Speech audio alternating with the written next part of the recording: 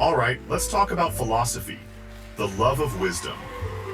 Yeah, because what the world really needs is more dudes sitting around in bathrobes jerking off to their own big ideas. Yeah, I said it. Philosophy is overrated. Plato, Aristotle, Kant. They're like the original Redditors, posting their little thoughts on the eternal bulletin board of existence. And for what? So we can all sit around 2,000 years later going, what is the meaning of life? Meanwhile, life's over there, smoking a joint, saying, I'm right here, dumbass. Now let's talk about Sophia. You know, wisdom personified. She's the OG muse, right? But here's the thing, they never tell you. Sophia has a wild side.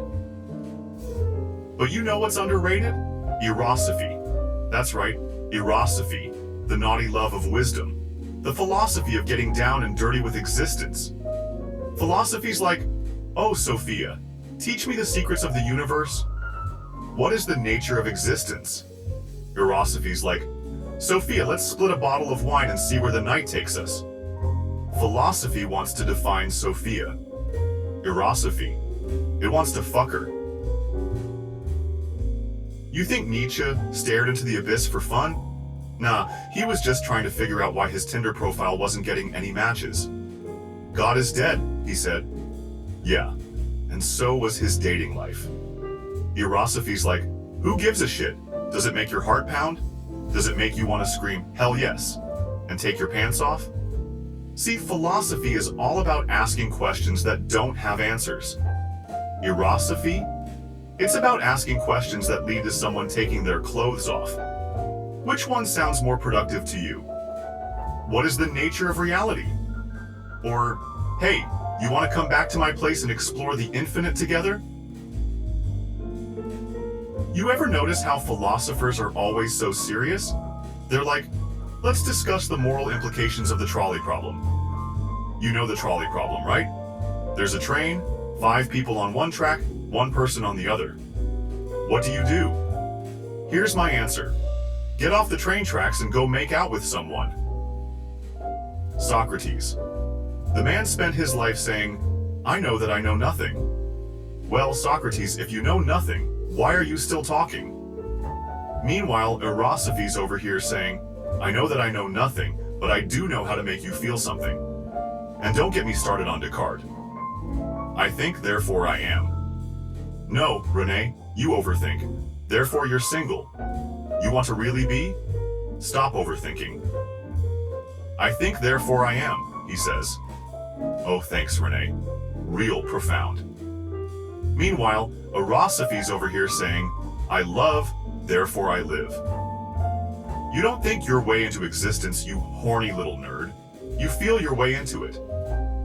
See, philosophy is always trying to solve love like it's some kind of equation. What is love? They ask. And I'm like, baby, don't hurt me. Don't hurt me no more. But EROSOPHIA doesn't ask, what is love? It just loves. It loves the loving. It loves the lover. It loves the love that loves the lover. It's a feedback loop, baby. Schopenhauer. Old Artie, the original black-pilled incel.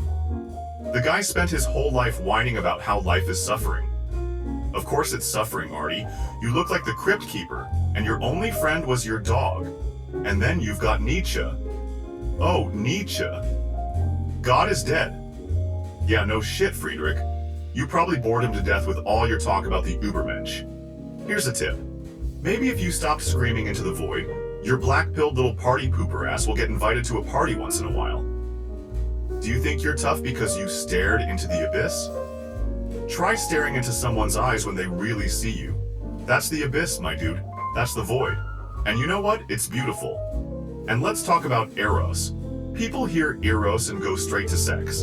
And yeah, sex is part of it. But Eros is bigger than that. It's passion. It's that fire in your chest that makes you want to grab life by the pussy and say, let's fucking go. Sophia isn't some fancy little goddess sitting on a pedestal. Nah, she's wild. She's the kind of wisdom that slaps you in the face at 3 a.m. when you're drunk, staring at the stars thinking, oh shit, I've been asking the wrong questions my whole life. No wonder why I don't get laid. And Plato's cave? Oh, that's a real gem. We're all just staring at shadows on the wall. Yeah, Plato, we get it. You've never been to a strip club.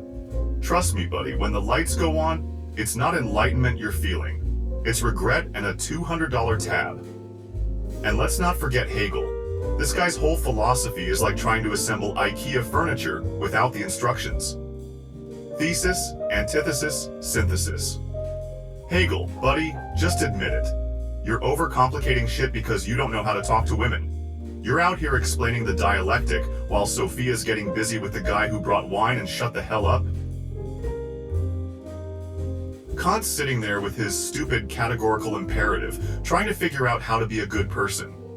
Hey Emmanuel, maybe if you got out of your tiny little village and touched some grass, or a boob, you wouldn't need to invent a moral code. You just figure one out. Kierkegaard was all about anxiety and dread. The guy wrote entire books about how life is just one big existential crisis. You know why, right? Because he died a virgin. No wonder he was so angsty. He spent his whole life thinking about the leap of faith when all he needed was a leap into someone's bed. And let's not forget the French perverts. Those guys didn't even pretend to give a shit about wisdom. They went straight for the sex. Sartre, Camus, Bataille, these guys were chain-smoking, wine-drinking, existential perverts. And honestly, they might have been the only ones who got close to it. Camus is over here like, life is absurd, so you might as well enjoy it. Damn straight, Albert. Pass the wine and let's get weird. And Bataille. That guy wrote entire books about disgusting sex and glorious death. He's like, wisdom? Screw that, let's talk about orgies and graveyards.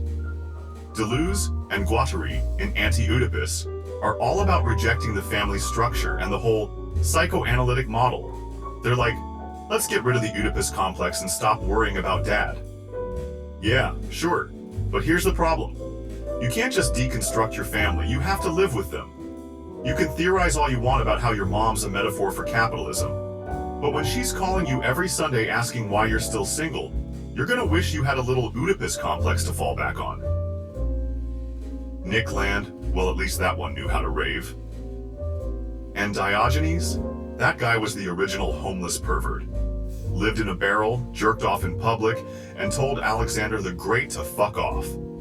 Honestly, Diogenes might be my hero. He didn't give a shit about wisdom, he just wanted to live his truth, and his truth was apparently stroking it under the stars. Now that's EROSOPHY. Philosophy's like, what is truth? EROSOPHY's like, truth? It's whatever gets you out of bed in the morning, dumbass. Philosophy is sitting in the corner, writing a 900-page dissertation no one's gonna read. EROSOPHY? It's out there, living, loving, fucking up, and loving every goddamn second of it. Philosophy is scared of Sophia's hips, man. It's all head, no heart, and certainly no giving head. But EROSOPHY. EROSOPHY knows that wisdom isn't just in the stars. It's in the sweat, the sticky, the messy, glorious chaos of being alive. And who knows? Maybe the meaning of life isn't something you figure out. Maybe it's something you make out with. Philosophy is bullshit. It's a bunch of overpaid academics debating whether the chair you're sitting on is real, while the rest of us are just trying to pay rent. Philosophy is like that asshole at the party who corners you to explain his theory of everything, and you're just standing there thinking, dude, I came for the free beer. So yeah, philosophy's had its shot. Thousands of years, and what do we have? Wars, taxes, reality TV, and social media warriors. EROSOPHY's the New Deal. Raw love of wisdom, love of life, love of love. It's messy, it's dirty, and it's the only thing that makes this shit show of a clown planet worth sticking around for. So do me a favor. Go find your Sophia. And when you do, don't try to understand her. Just shut the fuck up and dance.